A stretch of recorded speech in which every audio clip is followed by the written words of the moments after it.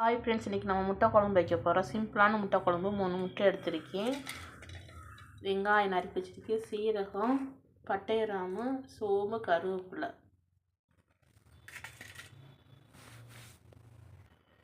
ஒரு பெரிய வெங்காயம், ஒரு தக்காளி, பெரிய தக்காளி, ஒரு கருவேப்பிலை, 2 வெள்ளைப்பூடு, ஒரு இஞ்சி துண்டு போட்டு லைட்டாக வதக்கி வச்சுருக்கேன். இது மிக்ஸி போட்டு அடிச்சுக்கலாம். வடச்சட்டியில் கொஞ்சோண்டு எண்ணெய் ஊற்றிக்கலாம்.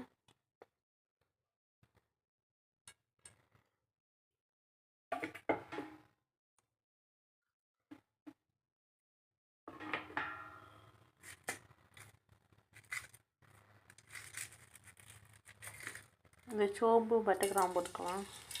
பிரியாணி தான் ஒன்று.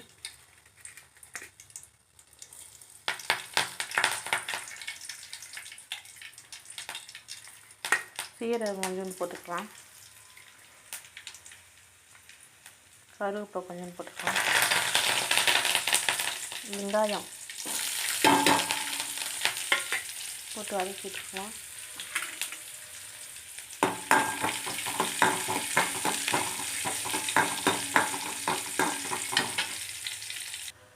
வீட்டில் அரைச்ச மிளகாப்பொடி 2 ஸ்பூன் எடுத்து வச்சிருக்கேன், அதை போட்டுக்கலாம்.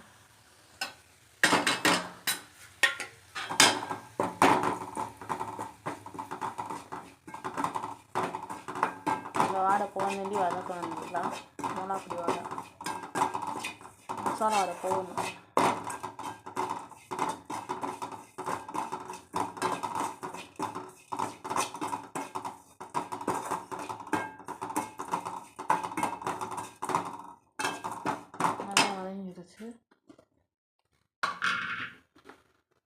இந்த வெங்காயம், தக்காளி அரைச்சி வச்சுருந்தோம்ல, அதை ஊற்றிக்கலாம்.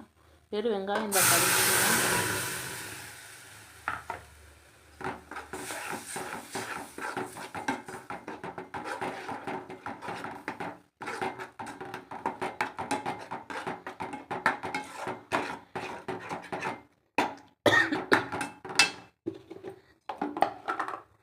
உப்பு கொஞ்சோண்டு போட்டுக்கலாம். தேவையான அளவு உப்பு போட்டுக்கலாம்.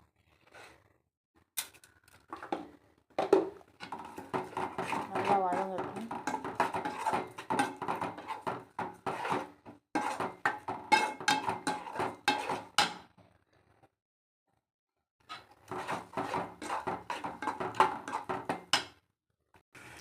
நல்லா வதங்கிடுச்சு. இப்போ தண்ணி லைட்டாக ஊற்றிக்கலாம். நம்ம குழம்புக்கு எவ்வளோ தேவை அது தண்ணி ஊற்றிக்கலாம்.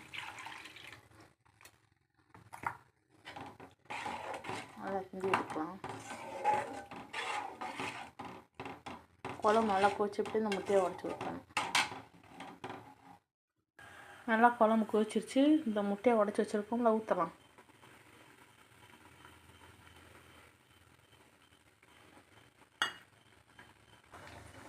இன்னொரு முட்டை ஊற்றிக்கலாம்.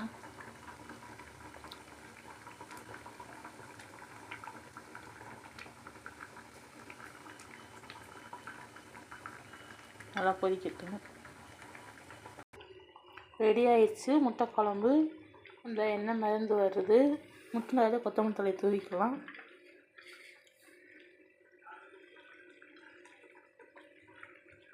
ஏற்க பகையில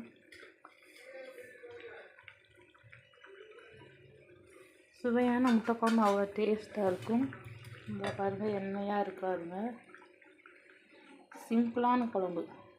இங்கே பாருங்கள், அவ்வளோ டேஸ்ட்டாக இருக்கும். முட்டை குழம்பு ரெடி ஆயிடுச்சு.